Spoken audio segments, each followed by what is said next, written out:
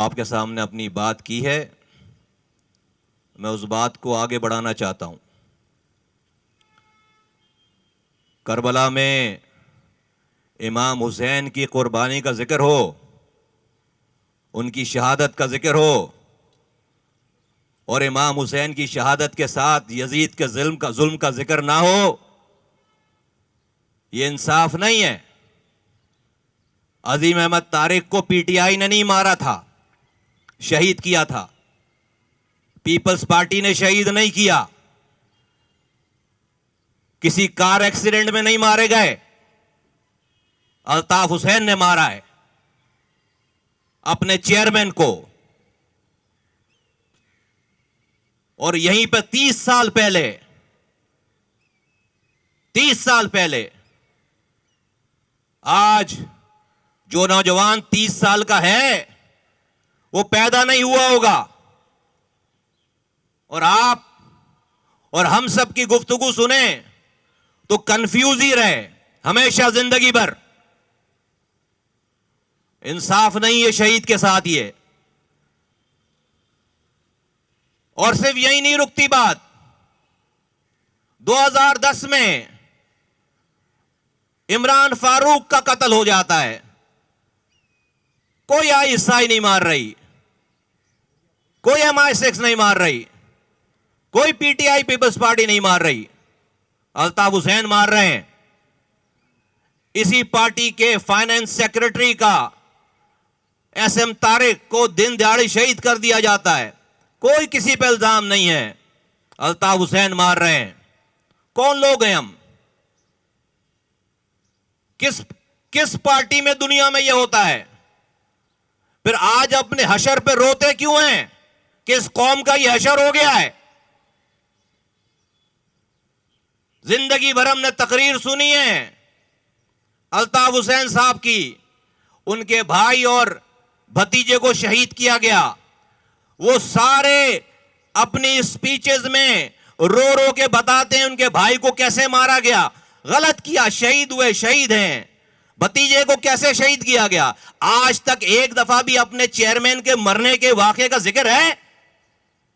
40 सालों में, इन 30 सालों में एक दफा भी किसी तकरीर में जिक्र आया कि मेरे चेयरमैन को किसी ने मार दिया? 13 साल हो गए इमरान फारूक को मरे हुए, किसी एक तकरीर में जिक्र आया कि इमरान फारूक मेरा कन्वीनर, जिसको रो रो के शहीद इनकलाब कहते हैं, जिक्र आया कभी तकरीर में, किसी तकरीर में कि मेरे कन्वीनर को मार दिया लंदन में?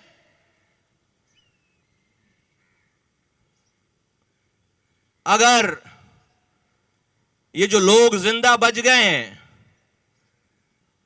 और कौम की बात करते हैं, कौम की फिक्र करते हैं, कौम के लिए टाइम लगा रहे हैं, आज भी अगर अपनी मसलहतों से, अपने अपने जाती ज़हनी सोचों से बाहर आकर सच को सच, हक को हक नहीं कहा, तो हम सब लोगों का अंजाम रुसवाई के सिवा, और इस दुनिया में, इसी दुनिया में रुसवाई के सिवा और कुछ भी नहीं है। हमसे बड़ा फिर कोई मुनाफिक नहीं है। हम आम लोग नहीं हैं, कारकुन और जिम्मेदारान हैं कि हम दिल में रखें बात, आम आदमी हैं। कहीं किसी को, भाई को बुरी ना लग जाए, किसी को बुरी ना लग जाए, उनके चाहने वालों को, यहां नहीं होना चाहिए। फिर किस जहन का आदमी था ये? कितना बड़ा इंसान था ये कि आज अगर जिंदा होता तो हम में से एक भी यहां नहीं बैठा होता और इस कौम का यह हशर नहीं होता। इमरान फारूक जिंदा होता, इस कौम का यह हशर नहीं होता। 30-30, 35-35 साल लगाकर कौमें लीडर बनाती हैं, उस पर इन्वेस्टमेंट करती हैं। कौन सी पार्टी है दुनिया भर में 35 साल लगाने के बाद अपने हाथ से अपने बंदे को मारो, उसकी बरसी मनाओ? उसको शहीद बोलो। और कातिल का नाम नहीं लो, इस डर से कि कहीं हमें ना मार दे। एक एक को, जो ये जिसने आज तक जिसने भी ये किया है, उसकी उसकी बारी आई है, बचा वो भी नहीं है चुप रहने वाला। तो ये जो चंद सांसें अल्लाह ने दे रखी हैं, अपनी अगली नस्लों को सच बता के मरो तो कौम का भला हो जाएगा, खुदा की कसम भला हो जाएगा। वरना इस दुनिया में भी रुसवा हैं और हम अपनी पीछे अपनी कौम को रुसवा छोड़कर जाएंगे।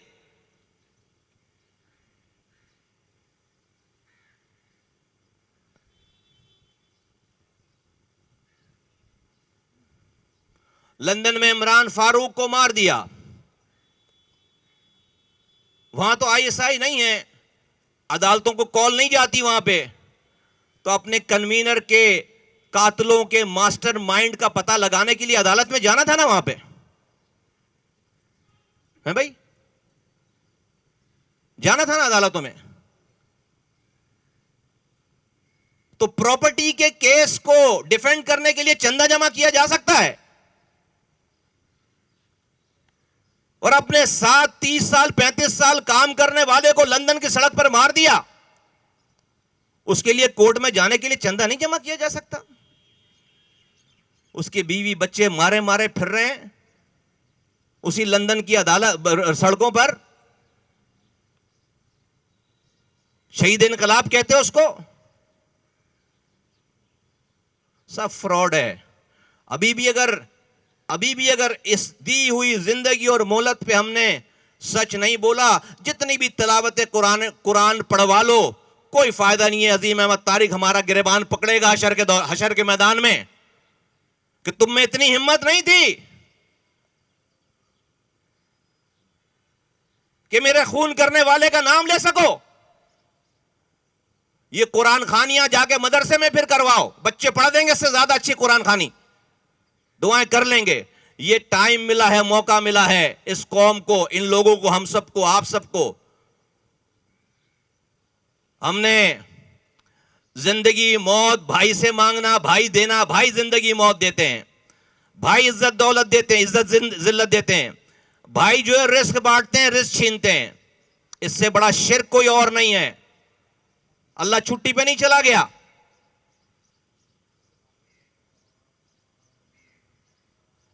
इस दिन पे हमें कर्ब महसूस, अगर इस दिन पे इस हस्ती को याद करके दिल में तकलीफ अगर नहीं हो रही तो सब फ्रॉड है, सारा सब फ्रॉड है,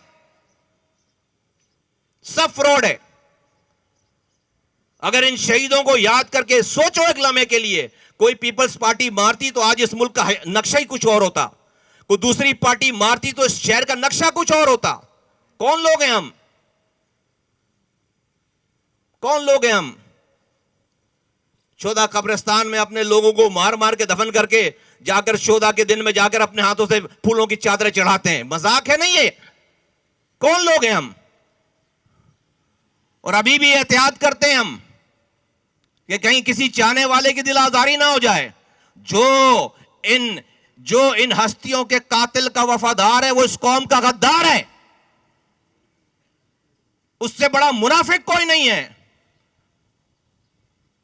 जो इन कातिलों, इन शहीदों के कातिलों का वफादार है वो गद्दार है इस कौम का। अल्लाह के रसूल सल्लल्लाहु अलैहि वसल्लम का इरशाद है, मफहूम अर्ज करता हूं, अगर किसी कौम या और कबीले में कोई शख्स गुनाह का इर्तिकाब करे और वो कौम और वो कबीला अपनी इस्तेदाद रखने के बावजूद उस शख्स को उस गुनाह से रोके ना, इस्तेदाद रखने के बावजूद उस शख्स को उस गुनाह से नहीं रोके, तो मरने से पहले अल्लाह ताला इसी दुनिया में उस कौम पर अजाब मुसल्लत कर देता है। हो गया ना अजाब मुसल्लत। हम गवर्नमेंटों को, हुकूमतों को बोलते रहे अजाब ही तो है, पीने का पानी तुम्हें मिलता नहीं है, कोटा सिस्टम पे तुम्हें कोटा देते नहीं है, तुम्हें सही गिनने के लिए कोई तैयार नहीं है, तुम्हें कोई एडमिशन देने के लिए तैयार नहीं है, नौकरी देने के लिए। इससे बड़ा और अजाब, रात में बिजली नहीं, सुबह है ना अजाब, ये है ना अजाब। ये हम सब मुजरिम हैं। हम इन तमाम मजालिम पे खामोश रहने के मुजरिम हैं, खामोश रहने के। अपनी बात करता हूं, नहीं रहूंगा मैं खामोश। और हम सब लोगों का ये इरादा है कि हम नहीं रहेंगे खामोश, जब भी हमने ये रास्ता इख्तियार किया है। तरीक़ेकार अलग अलग हो सकता है। अल्लाह ताला अज़ीम अहमद तारिक भाई शहीद की मग़फ़िरत फरमाए, उनके दर्जात बुलंद फरमाए।